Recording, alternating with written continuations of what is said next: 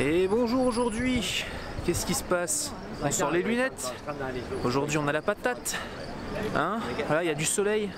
Ça fait du bien pour une fois à Londres. Hein, ça change un petit peu. Voilà, soleil qui sort. Hein, cette espèce de connard là, qui est jamais là. Et aujourd'hui, vu qu'on est content et qu'hier on a fait une vidéo qui a servi à rien, qu'on a dû supprimer, et ben aujourd'hui on va faire un truc qui va servir quand même à quelque chose de plus important. Bon, mes phrases ne veulent rien dire, mais bon. Donc voilà, aujourd'hui on se rend à Spitalfields Market avec un accent bien français, hein, voilà, comme d'habitude. Sauf que justement pour l'instant je ne sais pas exactement où c'est, mais pour l'instant l'endroit pour m'y rendre ça m'a l'air bien joli. Alors chers amis, je crois qu'on est enfin. Sinon ça va foutre de ma gueule. Alors je ne connais pas exactement la particularité de ce marché, mais apparemment il y a énormément de choses. Ce qui tombe bien parce que j'ai du temps à perdre.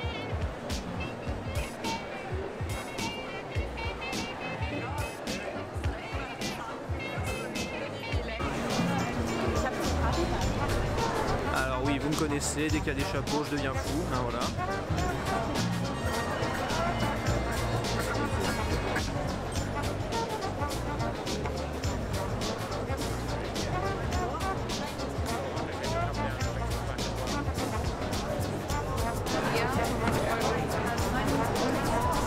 C'est bizarre parce que ça fait un peu penser au marché de nuit. Près de l'endroit où je vis, en plein été, il y a plein de marchés de nuit, c'est à peu près les mêmes breloques. Bon, enfin, c'est pas des breloques, mais bon, c'est... Ouais, ah quand même, il y a des trucs pas mal, des trucs bien originaux. Ah ouais. Ouais, bon voilà, des vestes en cuir, plein de trucs, des bracelets. Ouais, bon. C'est un peu différent de Camden Market pour l'instant, mais bon, il y a... Ouais. Ouais, il y a quelques trucs un peu sympas, ouais.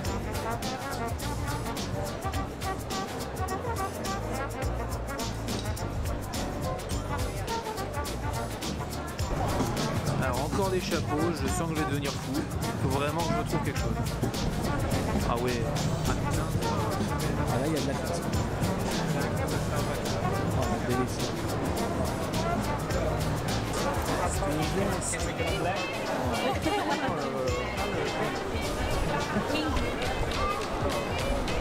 Ah mais je sens que pour avoir une veste comme ça, t'es obligé de vendre ta famille, je crois. They're cut with a jigsaw, and you stack about 6 records, and you put tape onto it, you print the design on, and then you've got to put it into the drill. Yeah. Then you literally have to guide the drill around the design.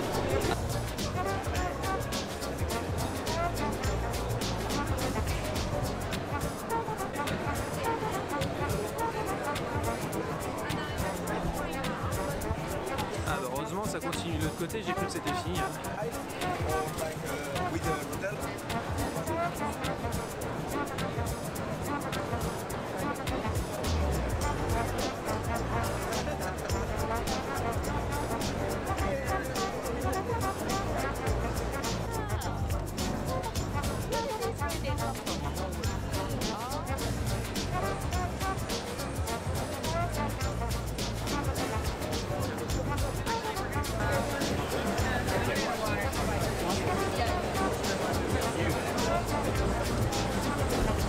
Des spécialités éthiopiennes. Je sais pas si c'est salé, épicé. Abécha éthiopienne. Ah ouais. Ah mais je suis sûr que si je mange ça, je vais plus avoir de langue. Hein. Ah ouais non mais là carrément des donuts quoi. Non, mais... Vous voyez, encore des chapeaux. Non mais il y a strictement des chapeaux de partout, c'est impressionnant. Ah là forcément, là on tombe sur le saucisson. Là. Ah ouais.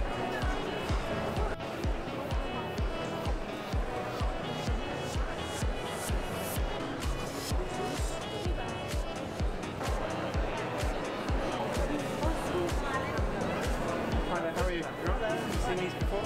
No. So, you're probably not going to read them. You can if you want.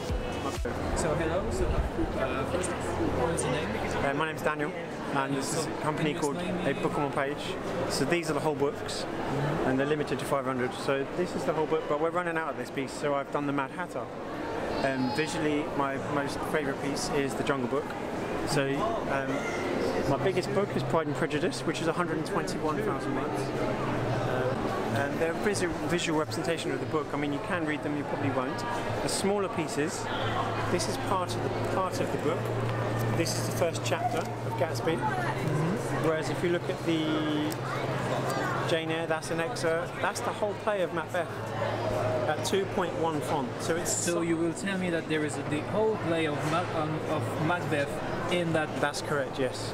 But it's the size of the font that creates the piece. So it's 2.1 font.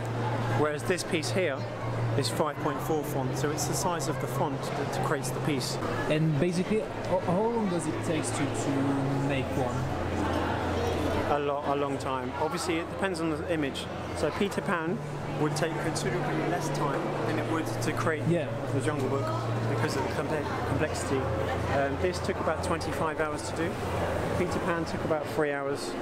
And the most difficult thing is to find the words, or just to... That's correct, yeah. Well, the thing is, if I said to somebody, a customer, the frames are an odd shape, you're going to have to buy a bespoke frame, which is an odd size. So for us, we do a generic sizes. So you can get the frames from IKEA, the range, a generic place. So to incorporate the text, make it readable, like the whole book, with the image that we want to incorporate into that size frame, is getting the balance of the piece. And the first one that you made, is it here? Or the first ever piece we did was Romeo and Juliet. The first one? Yes, that's correct. And it was a gift for a friend who's an English teacher. So we lost my job, got made redundant, and then started the business, and that's how we're here now. So then I've done the Hamlet, that was the second piece. And how did you find that idea to make that? Are you inspired of the work of someone? When I was a kid, no, I was just messing around on the computer. That's how it come about, really. I love football myself, so we've done a piece for Liverpool Football Club. We've done a couple of bespoke pieces, but other than that, it was literally just a hobby. And then it turned into a business. Oh no, you have Around the World in 80 Days. Yes, Jules Verne. That's my smallest font. And on the other side around here we do Jekyll and Hyde as well. Ok, so thank you. Thank you. Et ben voilà, ça a été un entretien vraiment très intéressant. Je pense que c'est vraiment la chose la plus intéressante que j'ai pu le voir.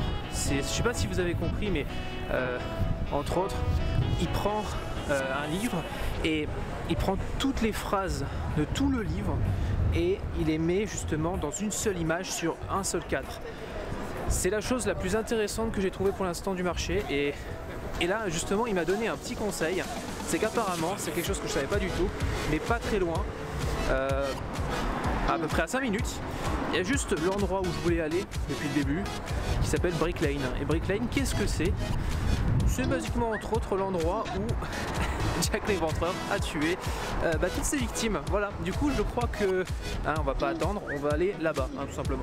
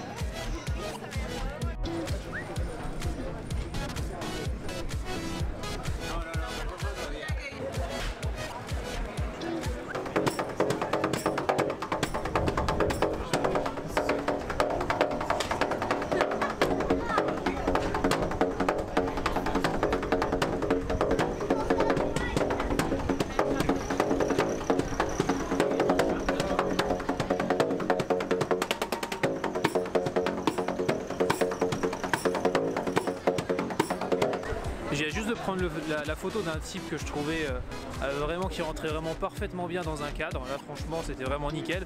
Le truc c'est qu'évidemment le gars, ça a l'air d'être un peu un clodo qui s'habille bien.